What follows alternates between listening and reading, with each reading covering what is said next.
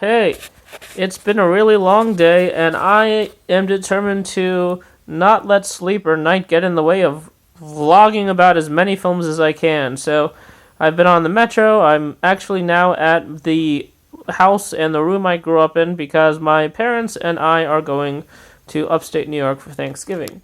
Here's my bulletin board in case this is my childhood bulletin board in case anyone's curious. Let's continue talking about films. Let's talk about some of the films I didn't like.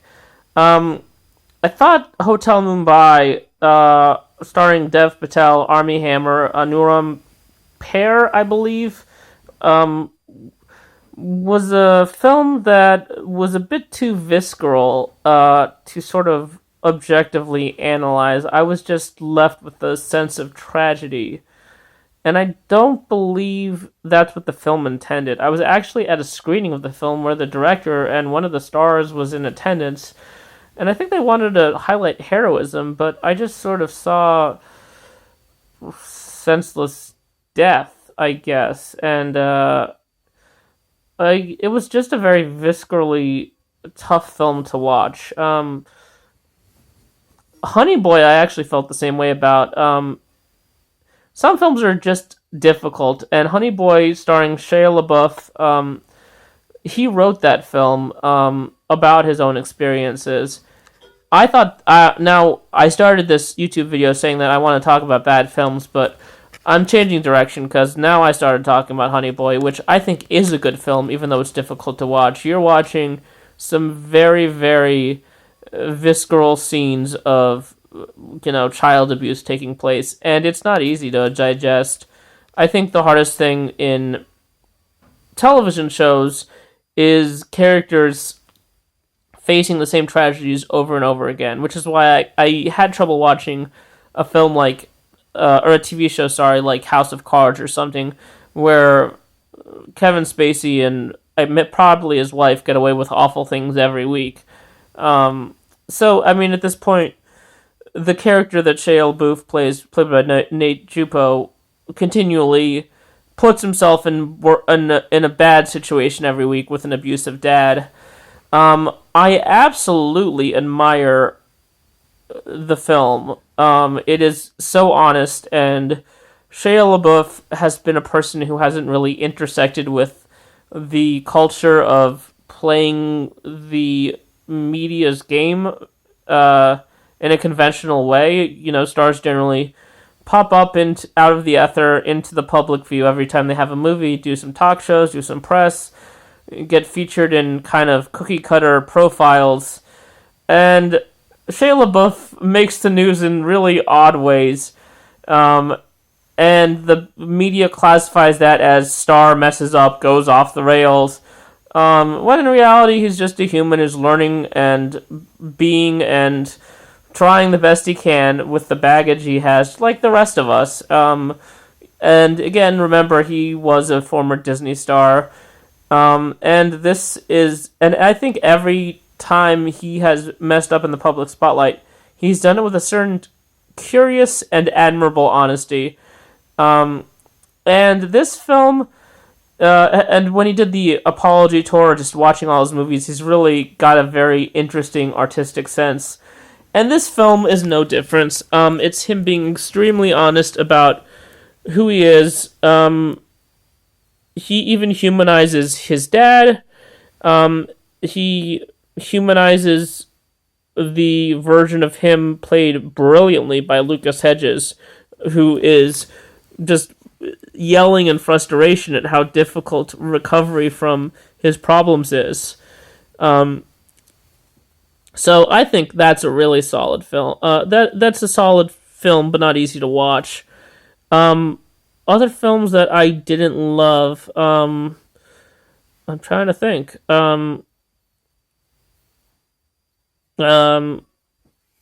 X-Men Dark Phoenix actually was a humongous disappointment, and I have watched every X-Men since, the beginning in 2000. I find a lot of superhero movies superfluous, especially since it started getting majorly saturated around, say, the time of the first Avengers.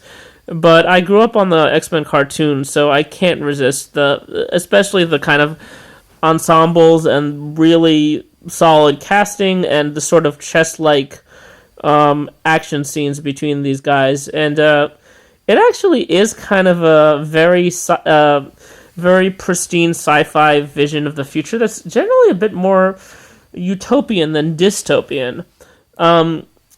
This film, however, it lacks a lot of things, and I generally give the thumbs up to most X-Men, pretty much every X-Men film except for the X-Men Origins Wolverine film, I've been happy with on some level, but this film is just boring, I would say.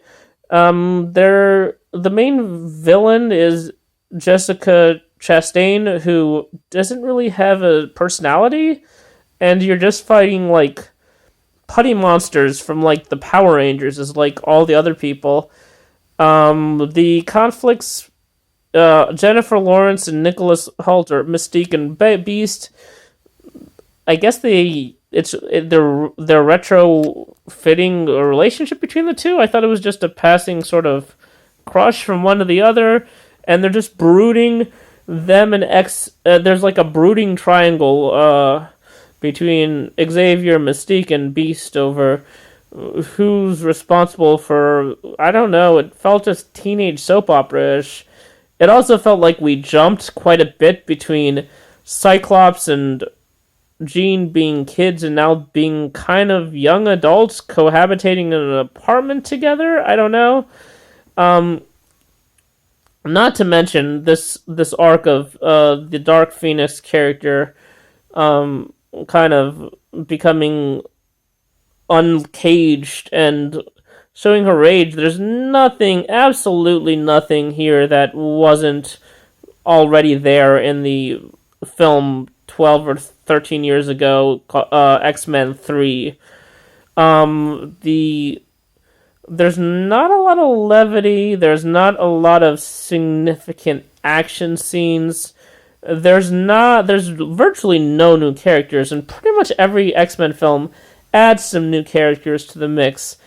And it's kind of like a subtraction of characters, because I guess the Havoc isn't there, Jubilee isn't there, Banshee isn't there. I don't really know. It just felt very dark and dour in between empty action scenes. I wasn't crazy about the Adam Sandler film. It just was not awful. I'm trying to think. There was another film I didn't particularly like too much. I saw Gloria Bell on an airplane with Julianne Moore. Julianne Moore can do no wrong. John Turturro is wonderful.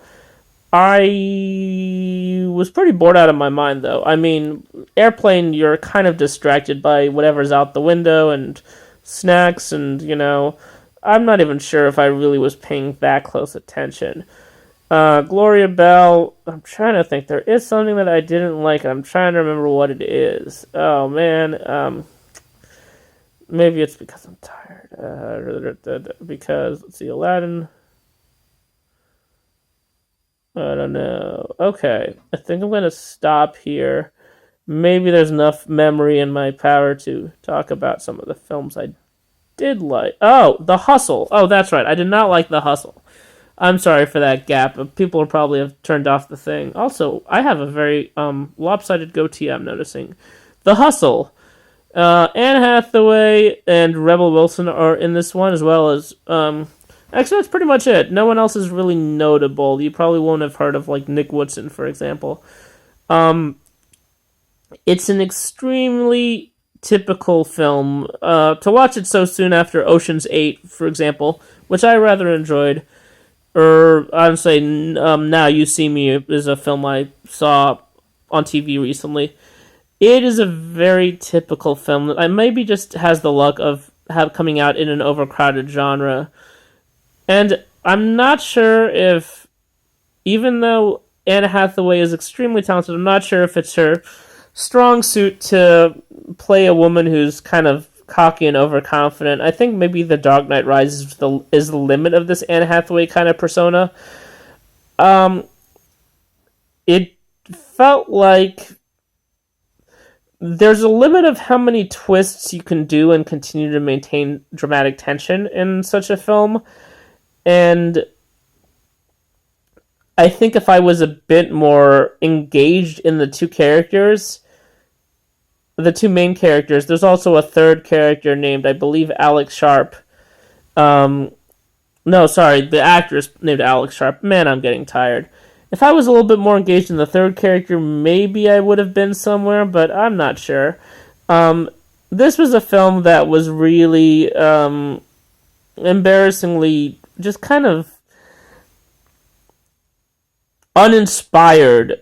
And I can't even remember a single set piece. If you're gonna do a heist movie or a con movie, have a good set piece. I couldn't even remember. I think it was mostly just a lot of talking and conning, or conning via talking rather than characters jumping through things and cutting open windows with those little little those things that go you go in there and you go and little rope things and I don't know. I'm sorry. I don't know if my Hustle review was very insightful.